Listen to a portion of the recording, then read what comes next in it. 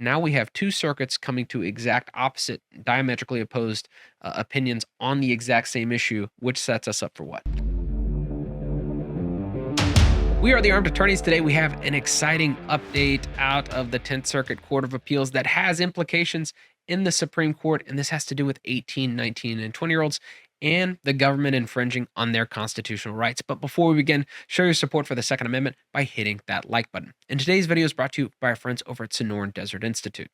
Check them out at sdi.edu/armed-attorneys. They have online gunsmithing, armor courses, and so much more. But back to the case at hand, we have the Rocky Mountain Gun Owners Association suing the governor of the state of Colorado, Polis. This is in response to a recent bill that passed, Senate Bill 23-169. Effectively, what this bill did was prohibit 18, 19, and 20-year-olds from purchasing long guns from federal firearms licensed dealers. And, there's some carve-outs, right? For police and military, they always have to do that. But in this action, we have the Rocky Mountain gun owners suing them, say, hey, guess what? This violates the Second Amendment rights of these folks, these 18, 19, and 20-year-olds. And back in August 7th of this year, 2023, we had a district court say, yes, we're going to enjoin the statute from going into effect because we think that there's likely success on the merits. And now we have a really big update that has widespread implications. Well, this is indicative of a movement from the anti-gun folks that have been going around the United States, is that federal law since 1968, well, actually federal law, there was no federal law prior to 1968 regarding who can buy a gun. It fell down to the common law, which said that anybody who was 18 could buy things legally, and guns were happened to be one of those things. So in 1968, the federal government comes along and they make a distinction. And because people were so afraid of handguns at that point, that's what really prompted the Gun Control Act of 1968.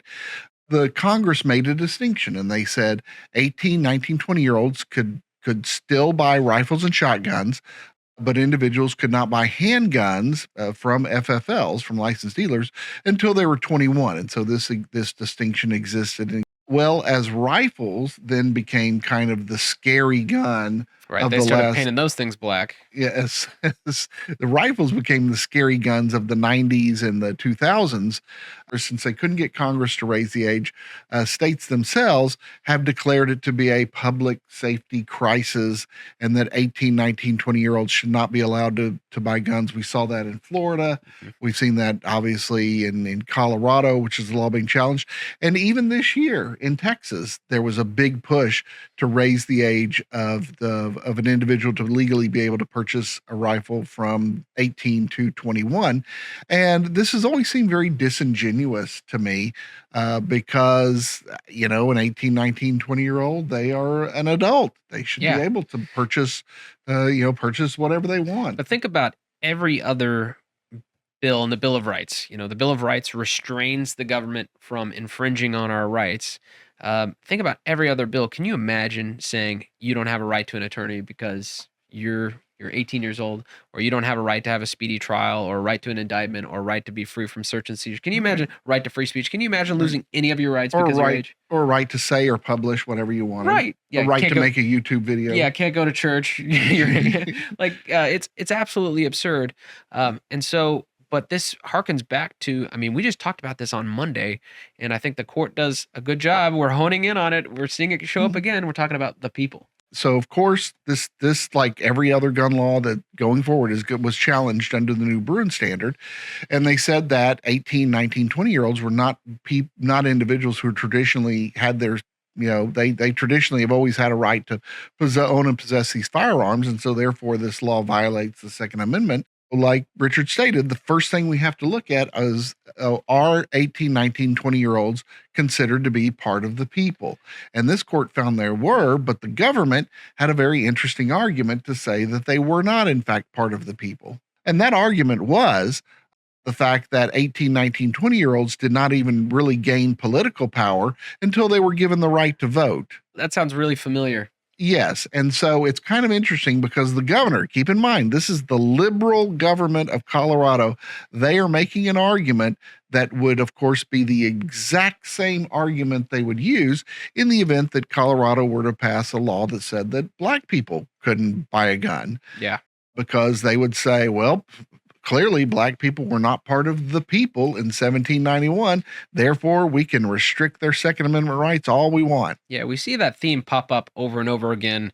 The government justifying its, attempted infringement of the Second Amendment. They pull out a lot of racist gun laws in order to justify their conduct, it seems like, and this isn't an exception. And when you were talking right then, talking about, this age range, I was just thinking, I'm sure we have some viewers in the state of Vermont. I think their carry age is 16. When you say, hey, you're not part of the people, I mean, news to the folks in Vermont. Uh, I think the other interesting thing, and so to say, bring us up to speed on what's going on here. So the government appealed this district court's decision, right? They said, hey, we're going to be severely harmed. This thing is out of whack. It went to the 10th Circuit Court of Appeals. The 10th Circuit includes Colorado, Kansas, Oklahoma, New Mexico, Utah, and Wyoming.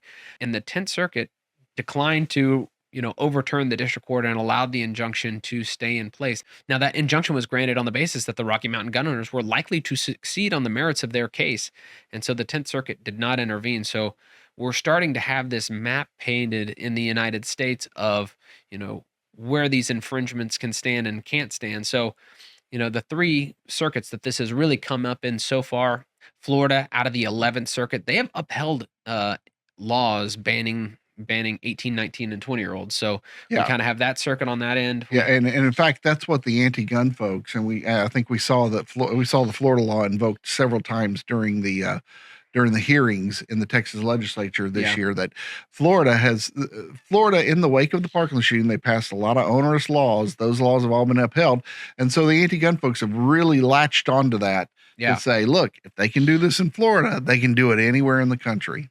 And then we had, the Fifth Circuit kind of touched on it in the McCraw case, Andrews v. McCraw. Now, this was not directly on point because this had to do with the ability of 18, 19, and 20-year-olds to obtain licenses to carry handguns or to carry under the authority of permitless or constitutional carry. So not directly on point, but we're still looking at the age range. What is so exciting, I will say, about this 10th Circuit case is now we have two circuits coming to exact opposite, diametrically opposed opinions on the exact same issue, which sets us up for what?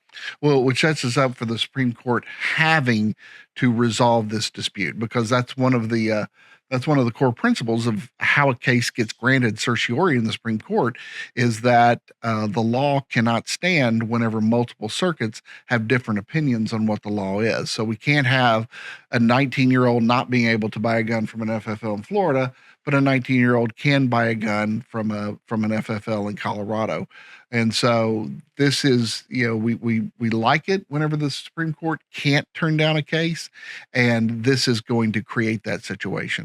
But we hope you enjoyed this discussion. If you did, consider subscribing and hitting that like button and help us fight the anti-2A algorithm by sharing this video.